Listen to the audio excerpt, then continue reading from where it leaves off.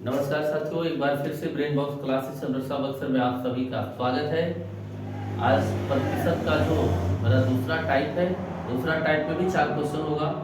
तो पहला क्वेश्चन देखिए मेरे भाई, क्या कह रहा है क्वेश्चन कि किसी त्रिभुज के आधार में 20% की वृद्धि तथा ऊंचाई में 10% की कमी कर दी जाए तो त्रिभुज के क्षेत्रफल पर क्या प्रभाव पड़ेगा।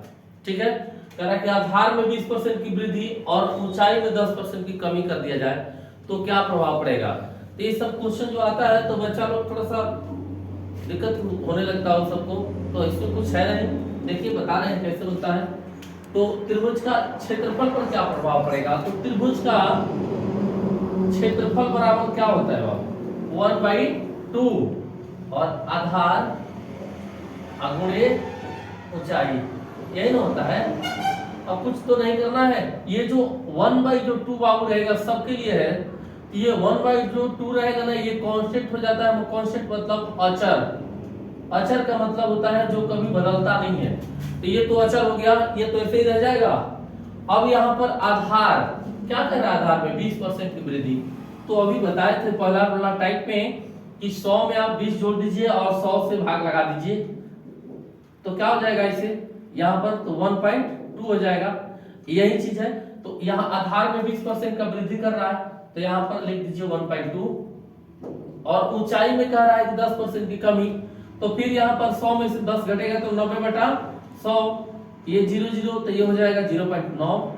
तो यहाँ आप लग दीजिए 0.9, 12 9 108। यहाँ पर 10 बैठेगा तो यहाँ पर क्या हो जाएगा, 8% की वृद्धि, 8% की वृद्धि। तो क्षेत्रफल पर क्या प्रभाव पड़ेगा भैया, 8% का वृद्धि हो जाएगा। नेक्स्ट क्वेश्चन देखते हैं। देखिए क्वेश्चन नंबर 2 है बाबू, कह रहा है कि किसी त्रिभुज के आधार में 20% की कमी तथा ऊंचाई में 30% की वृद्धि कर दिया जाए तो त्रिभुज के क्षेत्रफल पर क्या प्रभाव पड़ेगा। देखिए एक बार और, कि जो भी हमारा टाइप रहता है उसमें एक ही ढंग का 4 क्वेश्चन देते हैं बाबू, इसलिए कि आप लोग को समझने में कोई दिक्कत ना हो। एक ही तरीका का 4 क्वेश्चन आप लोग जब बनाइएगा या हम समझाएंगे तो आप लोगों को कहीं भी दिक्कत नहीं होगा। इसलिए हर टाइप में हमारा 4 क्वेश्चन रहता है और उसी टाइप का रहता है कि समझने में दिक्कत ना हो। तो देखिए वही उसी तरीका का भी क्वेश्चन है कि किसी त्रिभुज के आधार में, तो आधार में 20% का ना, तो त्रिभुज का क्षेत्रफल निकाल दो बाबू पहले।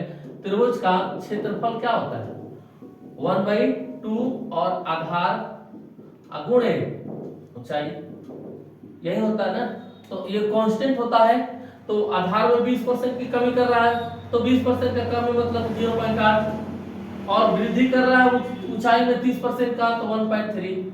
मेरा 8 है 104 होता है ना, 8 24 तो 8 10, ठीक है।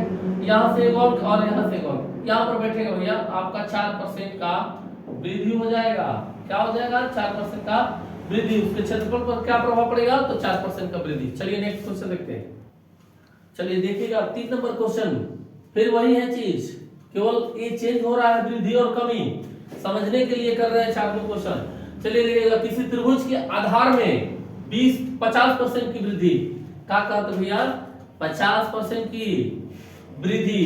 तो त्रिभुज का फिर से वही चीज, त्रिभुज का क्षेत्रफल बराबर 1/2 आधार गुणे ऊंचाई, ठीक ना। ये तो कांस्टेंट होगा ना। अब 50% का वृद्धि आधार में कर रहा है तो 1.5, और ऊंचाई में 60% की कमी कर रहा है तो 0.4, 15 चौके 60, यहाँ 10 बैठेगा। 100 में भैया कितना कम है, 40% की कमी, यही तो होगा आंसर। चलिए क्वेश्चन नंबर 4 देखिए। क्वेश्चन नंबर 4 बाबू, करें त्रिभुज के आधार में 20% की वृद्धि और ऊंचाई में भी 20% की वृद्धि, तो त्रिभुज के क्षेत्रफल पर क्या प्रभाव पड़ेगा। तो आधार में भी 20% का वृद्धि और ऊंचाई में भी 20% का वृद्धि। तो ये क्वेश्चन कुछ फिर तो वही है ना, त्रिभुज का क्षेत्रफल बराबर 1/2 आधार गुणे ऊंचाई, ये कांस्टेंट अचर, अचर मतलब जो कभी बदलता नहीं है, तो ये तो बदलेगा ही नहीं, इसको छोड़ दीजिए। आधार में 20% का वृद्धि, तो आधार में 20% का नहीं 1.2 और गुणे 20% का वृद्धि इसमें भी है तो 1.2 बार बार 144। एक और किधर से एक और किधर से यहां पर बैठेगा भैया आपका इसमें कितना अधिक है 44% की वृद्धि क्या होगा 44% की वृद्धि। ये मेरा दूसरा टाइप था और टाइप का 4 क्वेश्चन मेरा खत्म हो गया। आशा करते हैं कि आप लोग बहुत बढ़िया से समझ में आ गया होगा और अगर समझ में आया होगा तो मेरा एक बार जरूर आप लोग लाइक जरूर करिएगा, कमेंट भी जरूर करिएगा और सब्सक्राइब भी करते चलिएगा ताकि आप लोग को वीडियो मेरा पहुंचे। तब तक के लिए धन्यवाद, फिर मिलते हैं नेक्स्ट वीडियो में बाबू।